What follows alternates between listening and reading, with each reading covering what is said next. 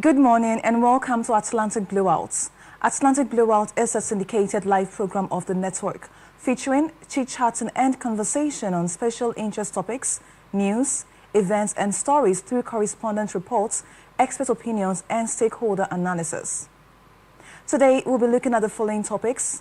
Anambra State's sit-at-home protest legal, respect people's will, IPOB.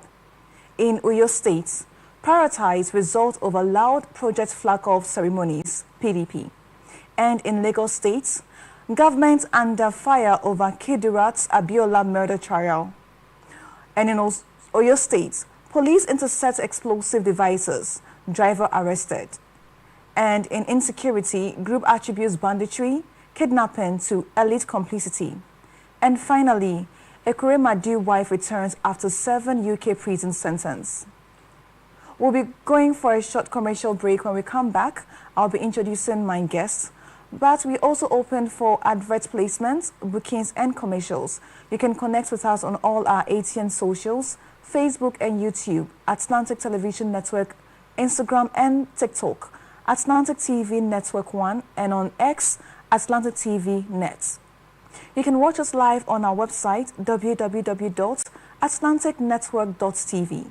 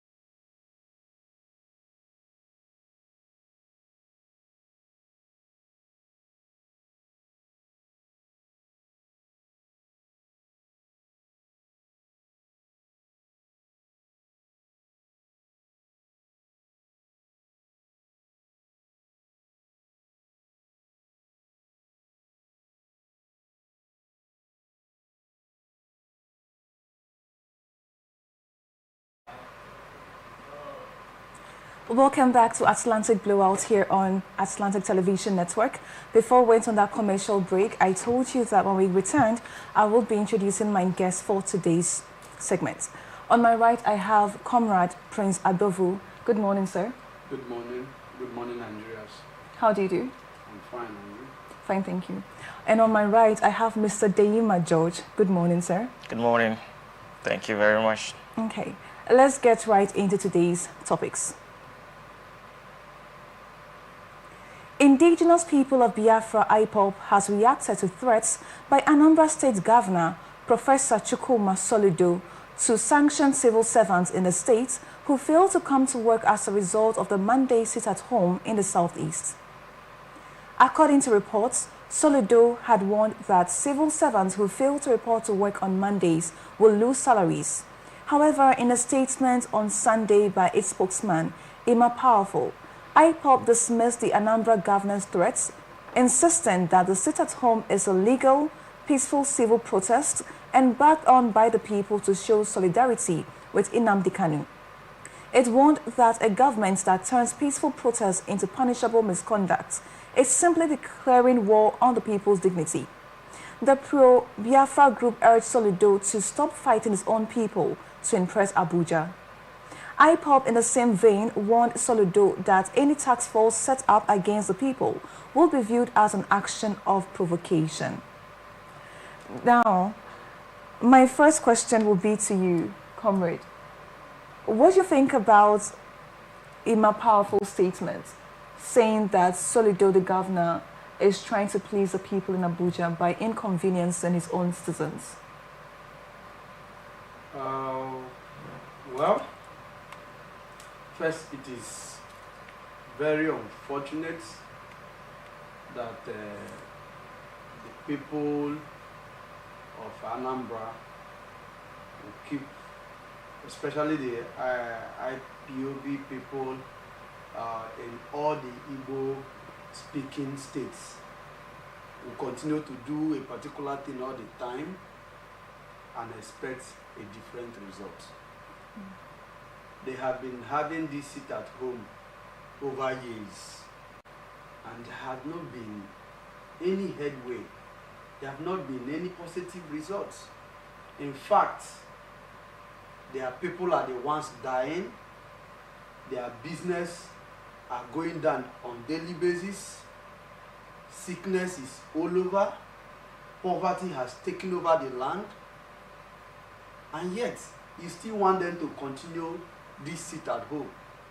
It is very unfortunate that Emma Powerful, at this point in time, will continue to make the same statement over and over and over again. He should realize that in every state, there must be one governor. And the governor is the chief security officer of the state. So, the governor has built this whole sit-at-home drama. On Monday, I mean, the Igbo people, when I was there sometime 5 years ago, they described Monday as Uri government. It means it's an industrious day for them. It is a day where they feel they have to start the week with work. Yeah. So on that very day, you are declaring a sit at home, not on Friday, not on Thursday, not on Saturday. Monday, on a Monday, that every serious workman must go to work. You are declaring a sit at home that has run into years, and you want to sustain it at the detriment of your people. Has even made some findings to ask the indigenous people of Biafra, according to them, if there is any, if they are really comfortable with this sit at home. Because when you mean the people, the citizens of Anambra? Of Anambra. Okay. Even some of those persons doing the IPOB nonsense with him, has he asked if they are really happy with this whole thing? They have been on it for years.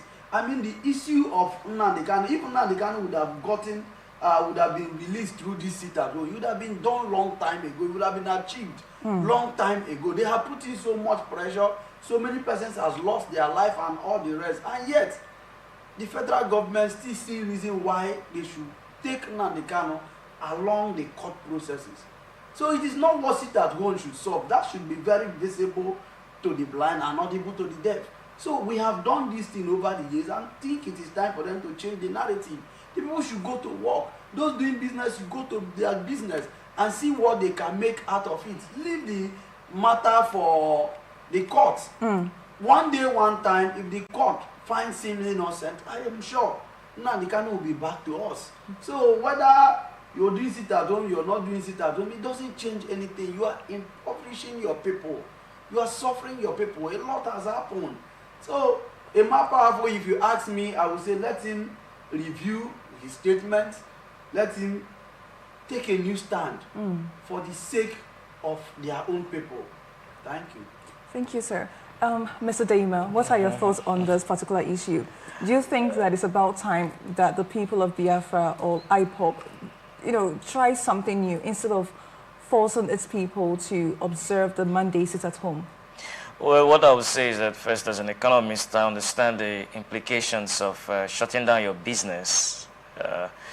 The people in Anambra and the Southeast are very creative, hardworking people. They are very diligent. They are very industrious people, and they don't want to close their businesses because they understand that time is money. And when you close down your business for a day, I don't know if someone is doing that research, but if you do the research, it's going to run into billions of naira of loss, not just financial loss, but the economy of the states and the Southeast region will be really affected because lives, there could be someone that might be in a critical situation and you need some supplies and you are told that businesses are closed, or maybe a woman that is pregnant, there's someone that is in a health emergency and the person can't access some critical life-saving medications because of this economic blockade. However, I will also say that the people also have a right to protest in any so far as it is peaceful, a peaceful, non-violent protest to make their voices heard.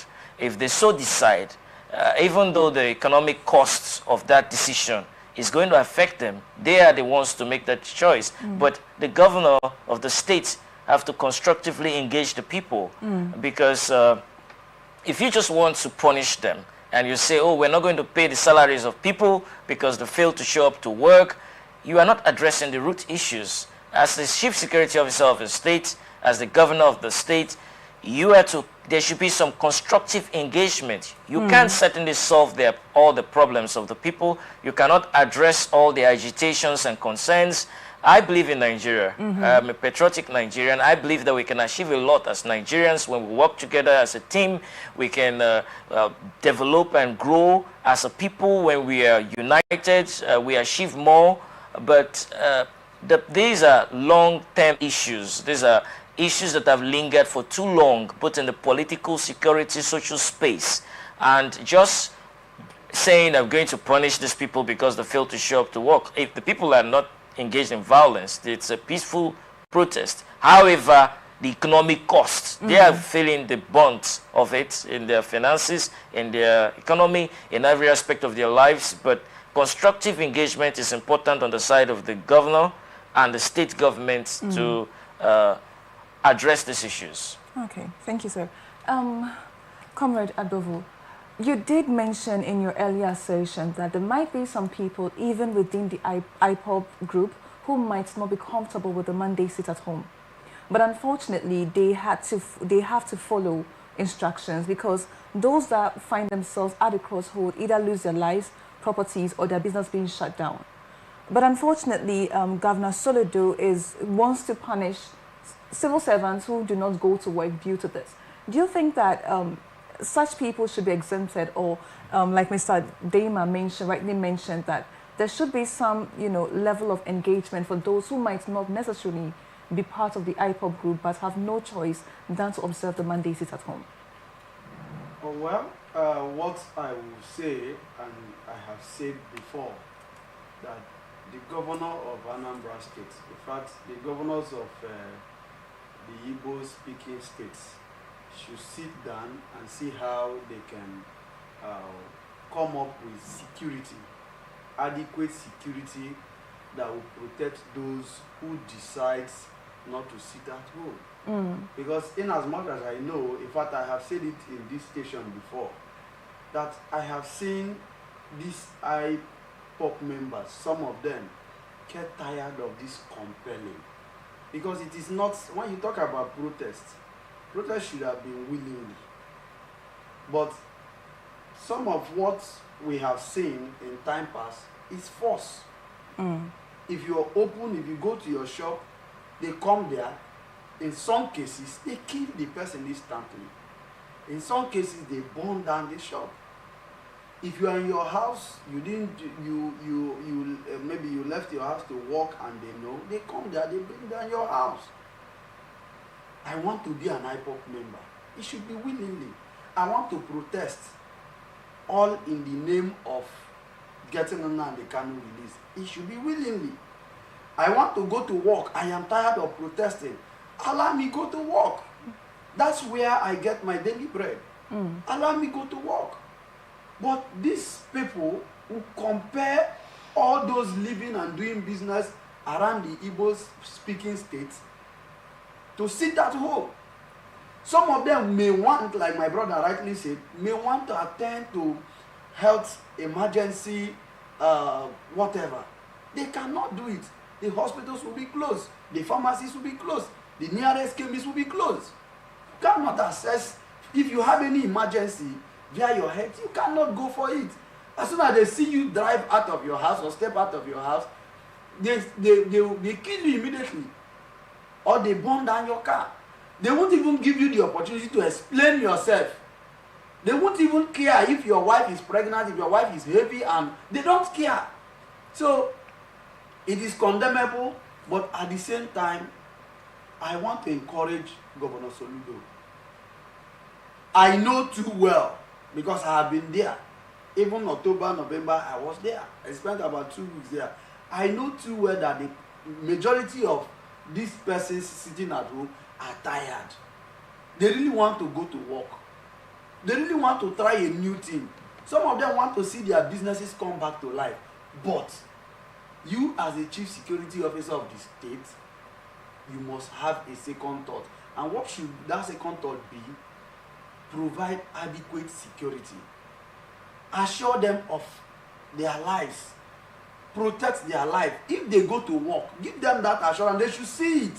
That if we disobey the IPOP directive and come to work, we'll be safe. Is it not what you just tell them? They should be seeing it practically, that their lives and properties will be secured. And by so doing, they will come to work. You don't need to put them between the devil and the deep sea. Because they don't know where to go as we speak now. They don't know if they will obey the government or they will obey the IPOP directives. Because if they obey the IPOP directive, the government may decide not to pay them. If they obey the government directive, the IPOP leaders may come for their lives and property. So the people are confused. My friend will say they are put into a confusional conference as we speak now. The people are very much confused. So work out modalities, show proof of security, that come to work. I am the governor of the state. You must realize that you are the governor. I am the governor of the state. I decide what happens here. Come to work. Your life, your property will be secured and your salary will be fully paid. That's what the people need right now, and that is the way to go. Okay. Thank you. All right, back to you, Mr. Deima. Yeah. You did mention in your earlier assertion that Governor Soludo should come up with creative, engagement to ensure that the properties and lives of the people are protected. Like you said, as an economist, you do understand the economic implication of the mandate sit at home, and I'm sure the governor too understands that. So what are some of the strategies that you think the governor can come up with to ensure that he has the people's interest at heart, but also fighting against the IPOP group? Well, it's very important engagement has to do with information, because there's information warfare, and information is very powerful communication. When you have people that are forced to take actions against their will, you have to deconstruct and pull off those wrong structures in their minds, right? The people have been subjected to an oppressive kind of atmosphere where they have to close down their businesses following a particular structure. You don't just wake up and tell them, oh, you guys should just start coming to work, like Leonard, distinguished guest said. You have to communicate with them. You have to kind of win the information battle, because it's a battle of information. You have to win their hearts, you have to win their mind, because government policies don't make themselves. You can come up with the policy, but you need the people input to make the policy work. So you need to have the people on your side. You need to have the people working with you, collaborating with you. You need to carry out more sensitization campaigns. Maybe possibly the governor, I understand, is an economist, like myself, a professor. So you have to get a team, go to the rural areas, go to the people, get a roundtable, not just a roundtable discussions, you talk and you go. Community engagements with the people. When the people begin to see much of what they are losing, they begin to, awareness is a critical element in creating peace. You cannot create a peaceful atmosphere when there is poor level of awareness. And then when the people are aware of what they are losing, both economically, in all aspects of their life, they begin to see that this thing is not working. Let's try a different approach. Secondly, the House of Assembly, they are charged with the responsibility to make laws. They can come up with laws, pass bills that will ensure that the security of the states is priority, because this is a security issue. It's an economic security issue, and it requires the attention of the legislative arm of government, the traditional rulers as well, the community leaders as well, the youth leaders as well, the women leaders. All these critical stakeholders must come together and say, this is our state. We must make a decision, either to move the state forward or to remain static, either to progress or to remain in a dormant state. So constructive ways of addressing this issue will come from the legislative arm of government through the bills, will come from the executive arm, will come from community engagement and youth leaders, will come from sensitization. If you go to a business community and you show them, look, every Monday that you close your shop, you are losing so amount of money, this is the implication. It's not like they don't know, actually. But when they begin to see more pictures of what they are losing, the group, I don't want to legitimize any group that are involved, they will lose followership, because the reason why they are gaining momentum is because they have followers. When the followers see that, we are at a loss, they will stop following because of that atmosphere of knowledge and information. Okay. Your final question, Comrade Adovu. What do you think about Ima Powerful's reference to, in comparison to what's happening in the north? There's nothing insecurity as well, banditry, but unfortunately, the federal government has a negotiation agreement with them.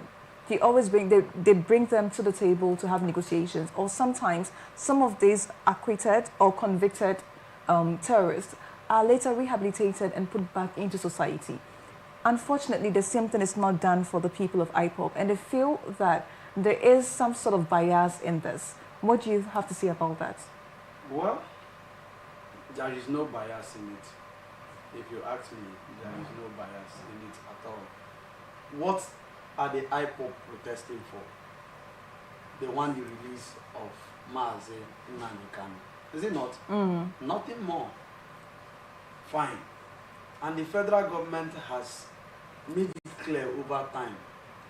This is a matter of what they have charged Nnamdi Kanu for.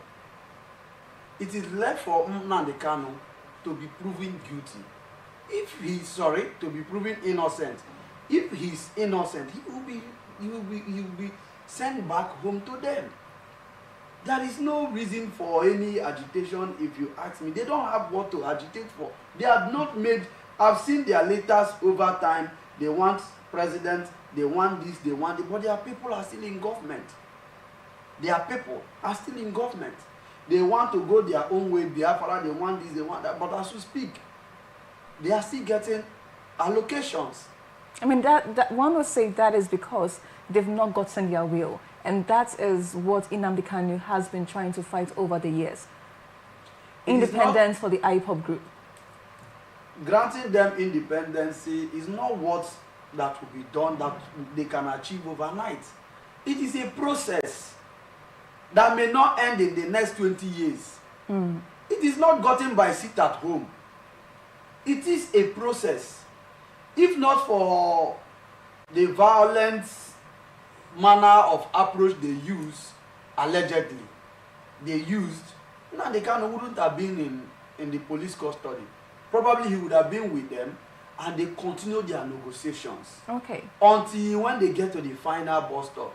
If it is very visible, if their reasons are obvious that they need to go their way, then they go their way. So, but in as much as we have not gotten to that final bus stop, they are still under the flag of Nigerian flag. And it is only one president in the country, one governor in the state, one local government chairman, one councillor in wards. So for now, they should just follow it. They should. These persons, I think the Igbo people are very intelligent, very, very reasonable and intelligent people. I just don't know why a microscopic few of them is engaging the Nigerian government violently, making it do or die affair. And if they think they are negotiating with the bandits and whatever, they should also think out how did this federal government got to sit down with the bandits and start discussion, which I doubt, because as we speak, we know too well that bandits have, so many of them have lost their lives, so many of their homes has been taken away, have been brought down by government, so many of their business has been seized, and so on and so forth, has been seized. So the bandits too are facing their own. They are facing their own, but the best way to approach government is they should send their leaders, compare and contrast what they think federal government is not doing right. They will sit down on a round table, and I'm sure all their demands may not be met immediately, but gradually they will achieve it. They can't achieve it by sit at home. I mean, compelling your people to sit at home is at your own detriment. Look at Aba, that used to be the Nigerian China. As we speak today, Aba has lost its value. It is a place where when we are growing up, we wish our Christmas clothes to be gotten from Aba. In fact, no matter, regardless of the fact that those clothes may be sold in my one or eBay, we will cry. We will cry. Mommy, when are you going to Aba? Mommy, when are you going to Aba? Please, we want it there because we felt it's our closest China. It's our closest Dubai. Anything we got there, we feel that's the original. This is my own. I got it from, my mother got it from Aba. You know, that place used to boom business-wise. But today, on a Monday, you tell them to sit at home. Like my brother said, you will lose a lot. The governor has nothing to lose. We must know. What the governor is even trying to do is to see himself as a governor. The governor has nothing to lose. You want to sit at home, sit at home. If you are supposed to sell 20 bags of pure water in a day, you won't sell out anything. You have lost that one. And people who are coming from here to buy have that fear in them that Monday is a no-go area. And before you know, you begin to have this imagination, how will Tuesday be? How will Wednesday be? Is the coast clear and not the rest? I mean, let them come back home so that they can engage the government through peaceful dialogue. That's the best way to go. Forget whether the government is doing you wrong or right. Just engage the government. Be consistent, and you will get whatever you want in a matter of time. Okay. Thank you. All right, Mr. Daima, what do you have to say to this? Do you think there is biased treatment between the people in the north and then those here in the southeast region when it comes to agitation and then fighting for what they want? I don't want to dwell much on the bias. I would just say that I slightly disagree with my distinguished guest here also. The people of the Southeast have a legitimate concerns to, like in every part of the world, people must have legitimate concerns to raise questions, both political, economic, and in all aspects of their life. And when you look at the Southeast, they have been marginalized for a very long time. politically as well, and they have legitimate concerns to raise questions. And I think that a constructive engagement, as our distinguished guest says, is very important with the federal government. In every society, in every part of the world, there are issues. And whether we look at it from the microscope of bias or no bias, the issue is that the people of the Southeast have faced a lot of injustice and marginalization. And they have a lot of legitimate reasons to ask questions because they are part of this country. They are citizens of this country. And I think the president should, as an act of political goodwill, release Nnamdi Kanu from prison, because that's a political goodwill for the people, for peace and security. And secondly, I will also say that when there are issues like this, the federal government should not just sweep it under the carpet. They should call the leaders of the Southeast, because this is going to help the nation. And any part of the country that is troubled, the entire country is troubled. So if we want a peaceful society, the federal government, they are like the fathers and the mothers. Like you have a father in a house. When your children, there are issues, you don't just sit back and just say, oh, you guys should sort yourself out. You call them together and address the issues, the political issues, the economic issues, and we will work together and live and move forward as a nation. Okay. Speaking of moving forward, let's move on to our next topic, Uyo State. People's Democratic Party has called on Governor Umo Eno of Akwa Ibom State to focus on delivering completed projects rather than staging elaborate ceremonies for project flag-offs. The party's advocates for peace and justice expressed the concern on Sunday as Governor Eno flagged off the construction of a CNG bus terminal in Uyo, part of the long-promised Ibom SNG mass transit system. The groundbreaking ceremony comes 10 months after project approval and 4 months after the governor announced the procurement of 50 CNG buses to operate the terminal. Transport Commissioner Anthony Luke highlighted that the terminal is designed to include a technical college for training technicians, 500 employment opportunities, and a loading bay, restaurant, automated car wash, a security surveillance system, and a police station. Expressing reservations over the project, Dr. Tom Fredfish, convener of PDP Advocates for Peace and Justice, said, the flag-off underscores the government's preference for media spectacle over tangible results. Over to you. I don't know why you're smiling though, but 10 months after the proposed project of the CNG bus terminal, the Uyo State citizens are yet to see any tangible structure. Meanwhile, the governor is here, having an elaborate celebration for the flag of the project. What do you have to say about this? I have cautioned the governor on one of your sister stations. I saw this coming. I think I raised this alarm within early December, if not late October or late November. I said that, which I'm going to repeat here. I said, since the governor joined APC, he has descended into the political arena. Unknown to him that this is not a time for politics. This is a time for governance. See, politicians, especially those who are saddled with the responsibility of governing a state or a local government, they should know that there is time for politicking. There is time to play the politics. And immediately after election, it is now time for governance. Until when INEC will flag off the timetable again and say, come, it is now time for politics. They will release the timetable for campaign. They will release the timetable for primaries. They will release timetable for election. And you will be guided by the rules. You cannot play your politics, invite all manner of persons, call all the musicians, and do the display. Take the pictures. You want them to see that, you are on ground. But immediately thereafter, in as much as they have inaugurated whoever, regardless of the party, you are now the governor of the people. My friend will say, you are the governor of the whole. It is not a governor for APC again. It is no longer a governor for PDP. You are now the governor of the state. And what the people expect from you at that very point in time is to deliver the dividends of democracy to the people. What he is doing here is core politics. Since he joined APC, during his campaign, I followed up, I monitored, and he was sound, and he's a pastor. I saw how he was making one or two promises, points, and how he will be guided, and all the rest. And I felt, these people will get something better. You know, right from Akpabio, that state has been a state on the path of progress, regardless of. And they keep getting good governors.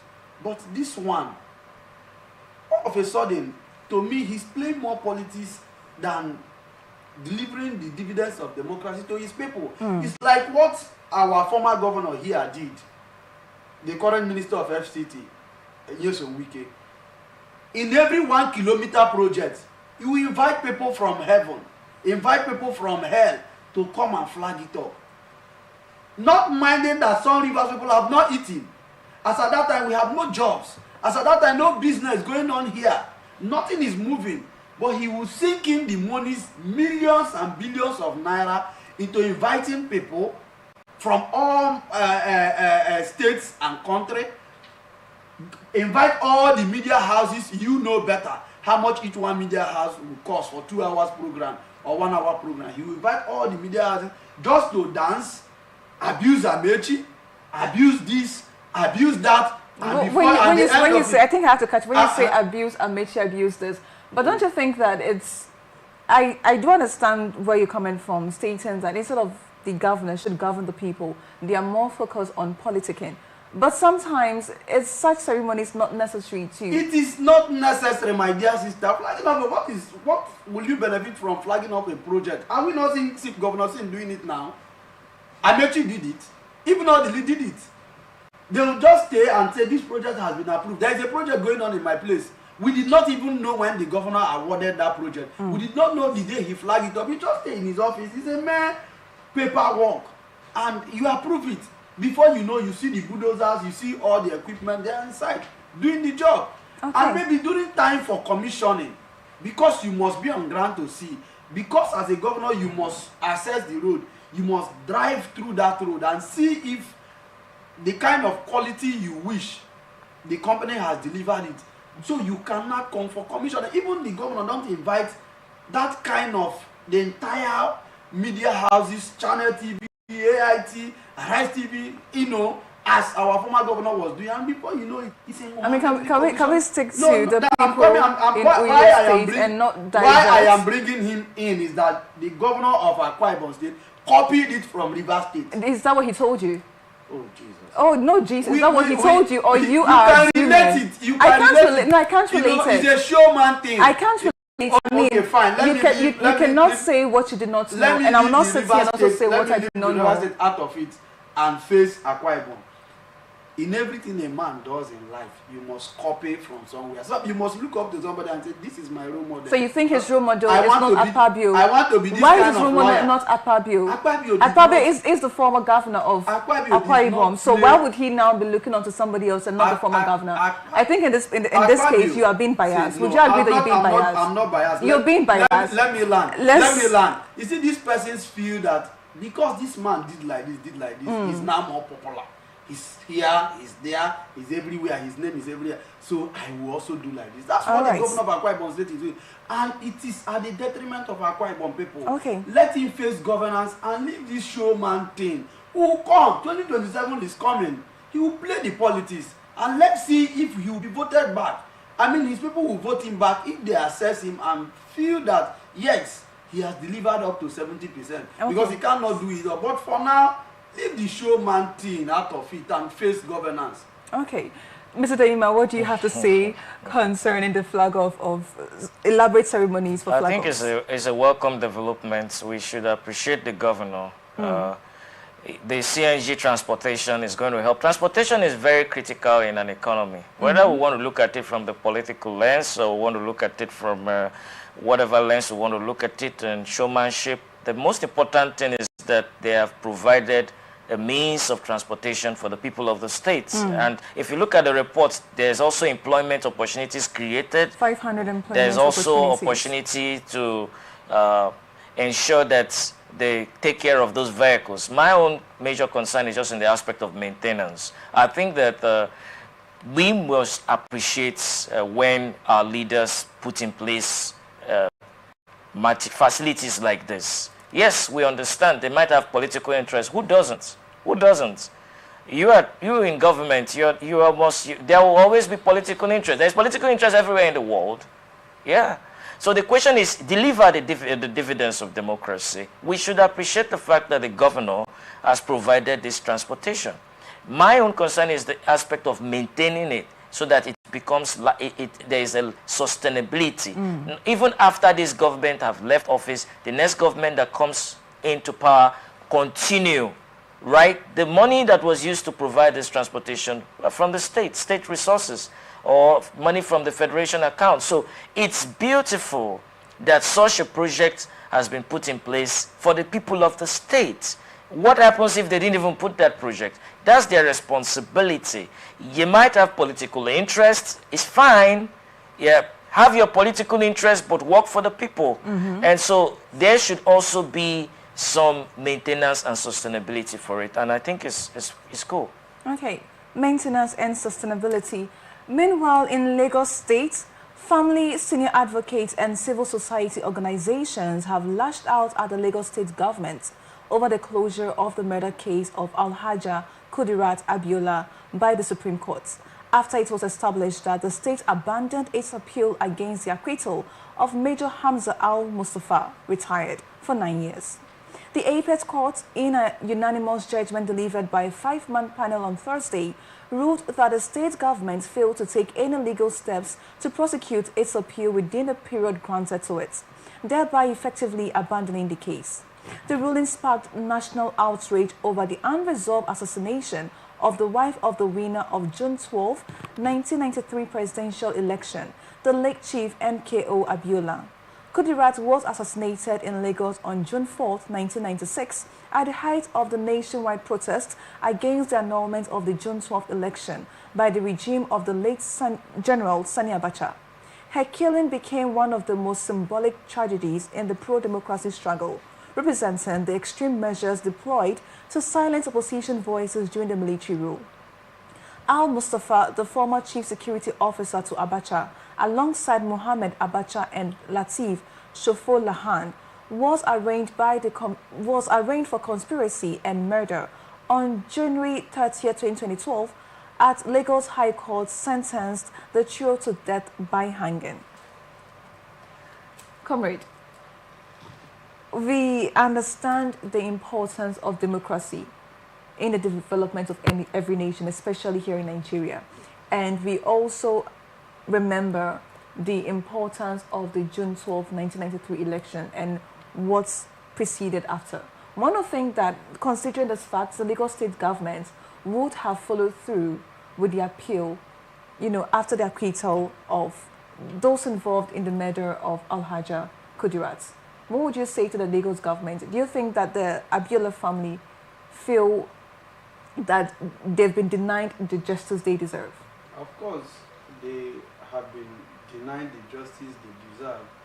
And I wonder why, up till now, not to my knowledge, that the Lagos State governor has not, or the government of Lagos State has not come up to explain to us. Because in as much as I know, the death of late Abiola's wife is not just a blow to the Lagos State people or his family. It's to the entire Nigerians who believe solely in democracy. Because we felt at that point we would have gotten it right. At that point, we had God sent us a man in the person of Abiola to come here and make things right for us. Unfortunately, his life was cut short, and the wife too died the way she died. And so, ordinarily Nigerians who are still in pains as a result of that death, we are thinking or believing that one day they will live to see who murdered the wife of the late Abiola. they will need to see some confessional statements leading to why she was being murdered. They will live to see that the man who the court declared the killer of Abiola's wife will be thrown into jail. But our expectations are not coming forth, and it's not good for us at all. You know, as a people, it is not. They don't even consider the trauma. They don't even consider how we feel. You know, they don't even consider the fact that you, who is a governor, that the people felt that you are saddled with the responsibility of protecting our life and property. You cannot fight a cause for us. I mean, what will it take the Lagos state government to have followed that case to the end? It wouldn't have cost them anything much. So why abandoning the case halfway and without proper explanations? I mean, there are some certain matters, I just don't know for these politicians. There are matters that shouldn't have been swept under the carpet at all. But I know what they are playing now is politics. I understand that there have been a kind of bedroom dialogue. Water has gone under the bridge and all the rest.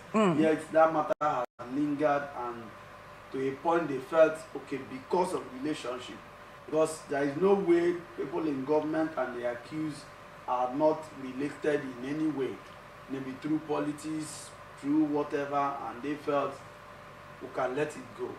But I will always use the word government do certain things at our detriment. We felt it's not as if there are no people who are brilliant or who can govern a state or who can occupy a certain position, but because the constitution says at every point in time there must be one governor, and so the people will come together, collectively elect one person to represent them. It means that they are giving you their power, their mandate. Say, go and fight this war for us, go and protect us, go and better our life. And if for any reason you want to take decision on their behalf, nothing. I've seen governors in time past call for a town hall meeting. I've seen it in time past, call for a town hall meeting, call the leaders of the state, call the leaders of the local affected local government or family, call the opinion leaders and say which way forward. Consult them, and if you look at it collectively, there is need to let go. We let go and make a clear statement about it. But not you are taking a decision, or you delay the process or deny the people their voice without even giving them that a clear explanation on why you have to do so. The family are still very bitter, and how will you want them to see you? You still call the same people in the next election to come and support your party or to come and support your candidate. I mean, you cannot continue to beat the people all the time and expect them not to cry. It's a bad one. It's a bad one for the Abiola family. I sympathize with them. All right, Mr. Dama, 30 years after the assassination, a family as powerful and influential as the Abiola is yet to see justice, or yet to see the people responsible for the death of their matriarch, you know, see the arms of the law. If this family, as influential as they are, is suffering such injustice, what would the layman do? And what does this speak to our judiciary system? I sympathize with the Abiola family. It is quite a national loss, not just to the Abiola family, but to Nigerians. 30 years after the death of Kudirat Abiola, it's quite sad. I sympathize with their family. The rule of law is very important in a democratic society.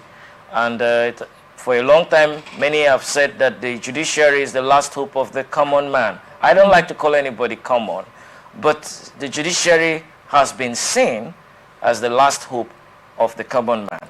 I don't know if that's still the case now, because strengthening our judiciary and building a strong judiciary is important for sustaining democracy and sustaining democratic values in a society. Because when you look, for example, you look at our prisons and you look at a lot of people that are awaiting trial, and you look at how it seems like many of them are finding it difficult to have access to quick judicial decisions, and, a lot of time and years wasted, and the congestion in our prison system, that a lot of people are waiting trial are there. Some of them have been there for years. Some of them have been there for 10 years. Some of them have been there for 15 years. What hope do the citizens have? Well, on a positive note, I would say that we can make our judiciary work if we are interested in not just political campaigns, but understanding that governance is a serious business. And justice is not just a beautiful statement you throw around to people and tell them equity, fairness, and justice. Justice is built in a system where the confidence of the people should have confidence that whether you have money or you don't have money, whether you are rich or you are poor, you should have access to justice. And there's no perfect justice anywhere in the world. There's no perfect judiciary anywhere in the world, but the people should have access to justice and fairness. And this should not linger for 30 years. Like, it's been a long time. And it is not just because of Kudirat Abiola, which is a well-known person in the nation, but what about the other people, the poor people, the people that you don't know their name, they are not household name. So I will recommend that we should strengthen our judiciary by ensuring that there is a quick response and attention to cases. And in fact, there should be a legislation that no murder case or this should exceed more than 4 years.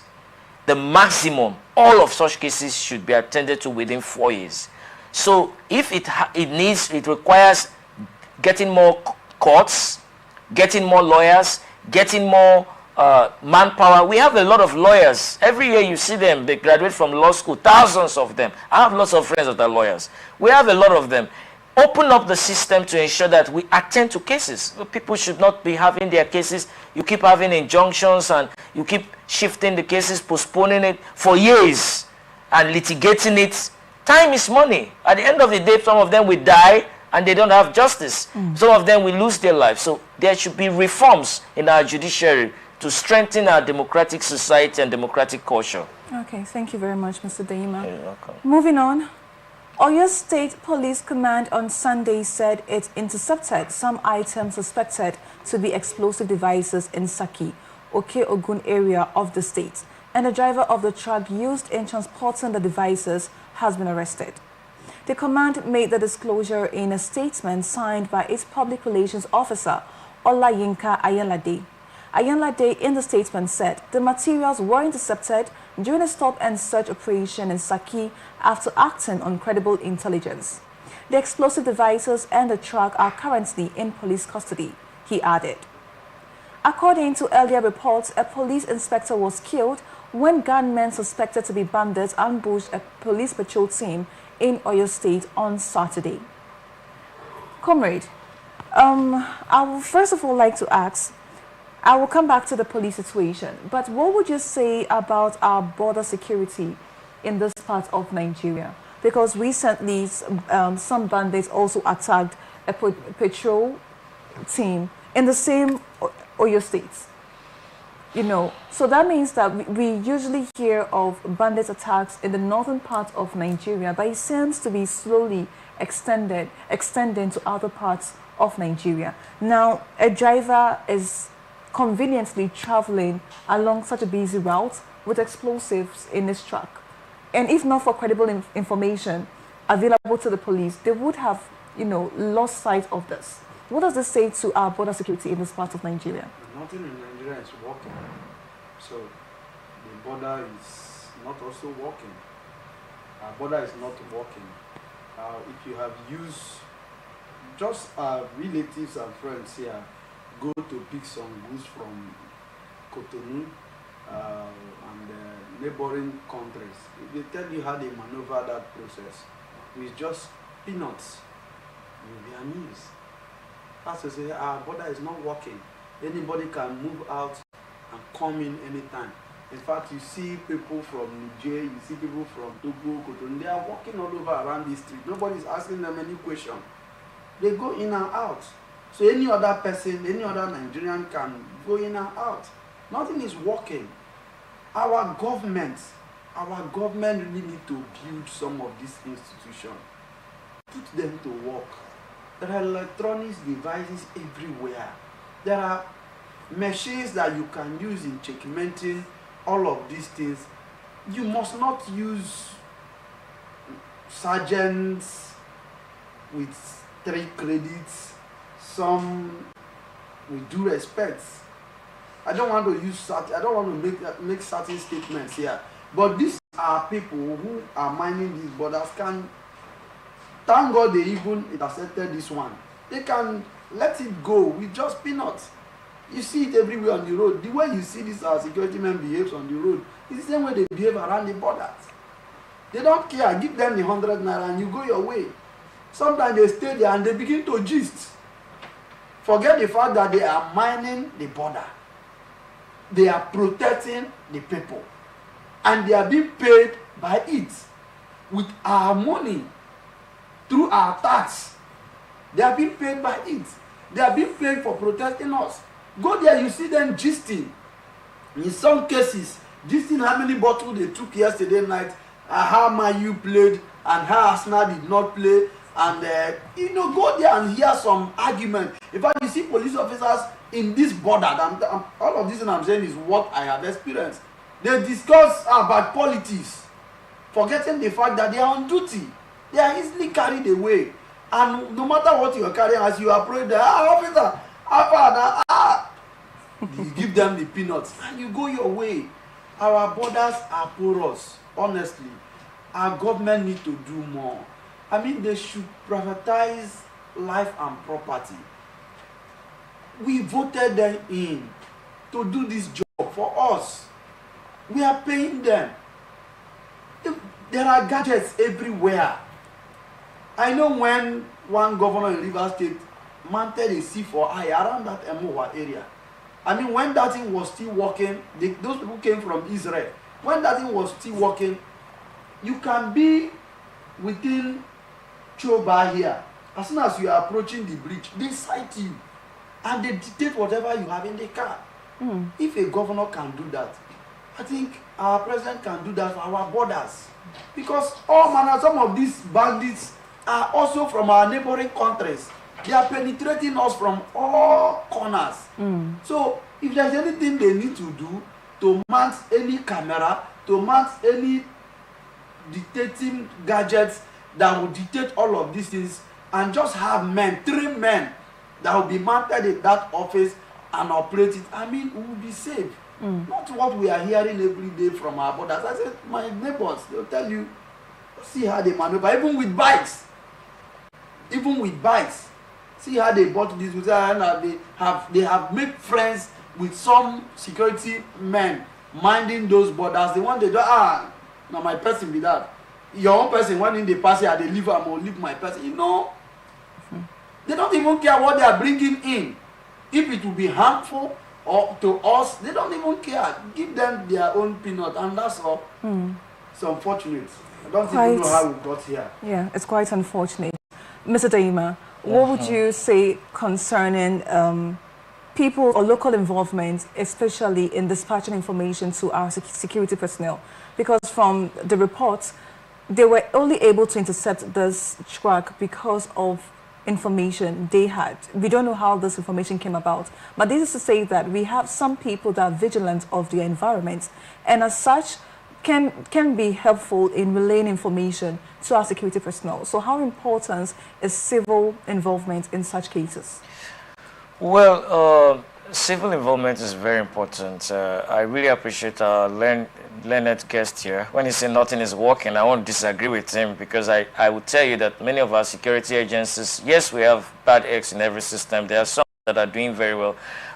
Recently, I was traveling and I met a young man. He has been serving this nation. He has worked so hard. Most of these are security agencies. They are working, giving their best, even with conditions that are not very good.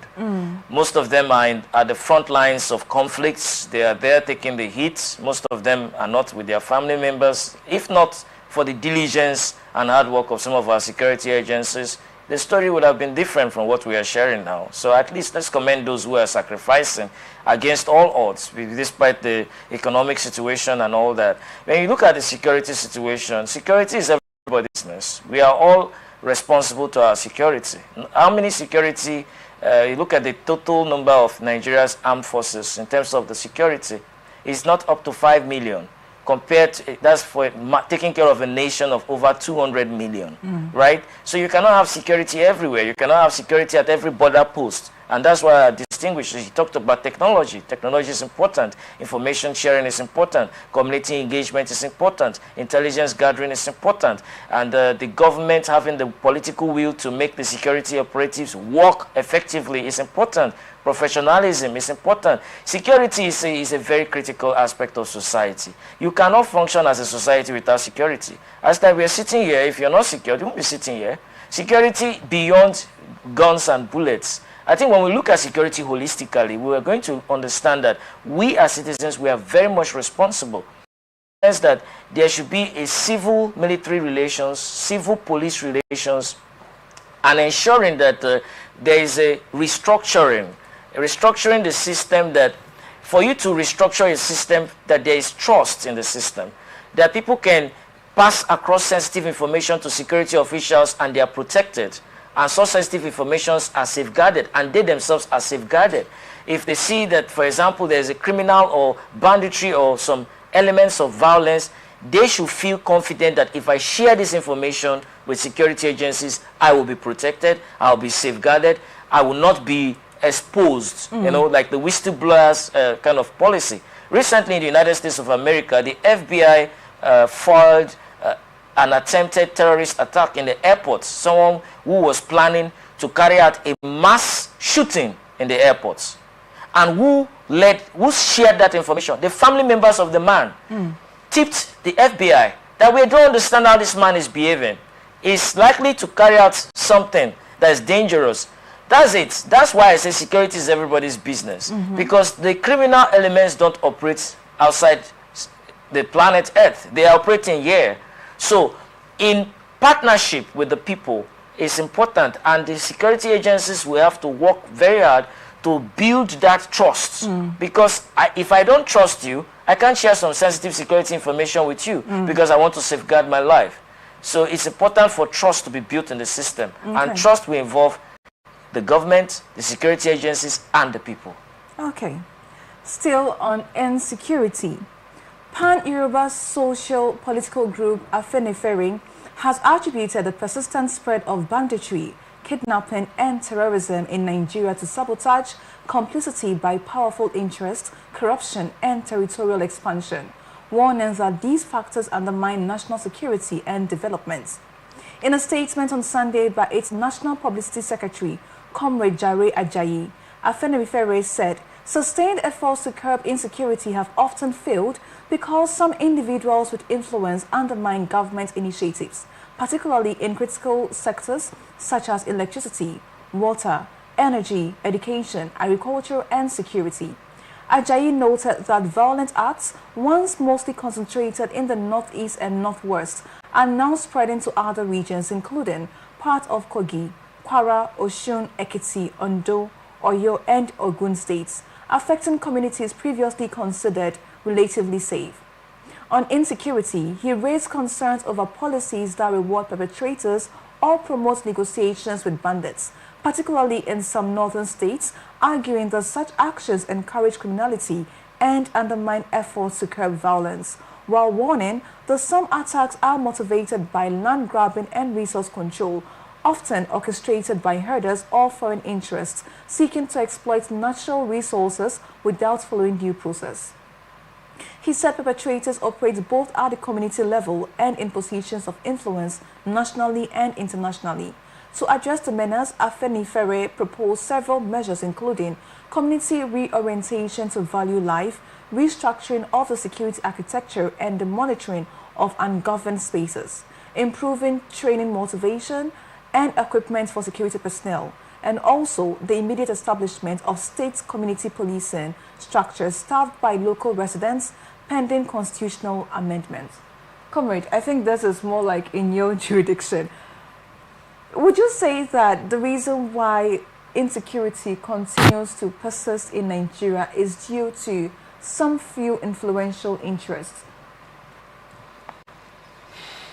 Of course. I mean, these bandits wouldn't have been progressing the way they are doing, and even extending their membership to other states and communities without some prominent Nigerians assisting them or supporting them financially. There is no way, because over time experts has reviewed the kind of arms and ammunition that they are carrying.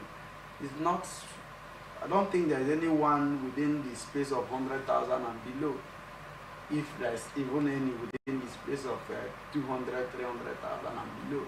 If you see the kind of weapons these people are carrying, I mean, and if you look at the people carrying these weapons, they are looking as people who have not eaten for a month, but yet they are interested in carrying that kind of weapon, that kind of ammunition. Maybe they don't even know how much is being bought. I don't also think that on their own they can negotiate for the price. So somebody somewhere is negotiating the price of those arms and ammunition on their behalf, buy them, give to them, maybe give them peanuts, and you see them spreading, and they are waxing very strong. So let me limit my suggestion to the community police thing. It has been there over the time. Some governors have said, let us go with this community police. Just like my colleague here said, security is every man's business. It starts from you. Security is our business. Yet, I agree the fact that there are some persons who have gone through the training, and there are some persons who have been paid for it. But you need to also safeguard yourself. You must secure yourself. Security starts from you. And expanding it a little bit, let's go with the community policing. Because I know my community. I know some internal roads in my community. I know those bushy areas. I know those areas that I can run into and hide and thereabout. If you get community policing, people police their own community, police your environment. I mean, I think some of this crime will be reduced. It will give me that courage that if I see an external body approaching my community, approaching my area, I will ask questions. If they don't give me the reasonable answer, I can alert. If I have my own arms, I can alert. So I don't wait for me to run to the nearby police station, or for me to wait for when the army will come, or wait for when the Air Force will land before exchanging fire with the person I felt is coming to kill us. So let them make sure that this community policing comes to stay. Let us start from it. There are a lot of things they have listed there, but it seems the government is just making suggestions, talking, and do nothing. People are dying, business are going down, the economy is suffering, we are suffering. I mean, when I say nothing is working, it's not as if there are no persons making effort, like my colleague said. People are putting their life. You know, I even feel pity. I know how I feel at times when I hear that so policeman has been killed here, so military man has been killed here, because the man have the right to leave his job and say, I'm going back to my family, I work no more. Let me also go back to the street and enjoy. But he decided to, fight for the rest of us. Confronting these people is not an easy thing. So dying on the process, and in some cases no adequate reward for the family left behind.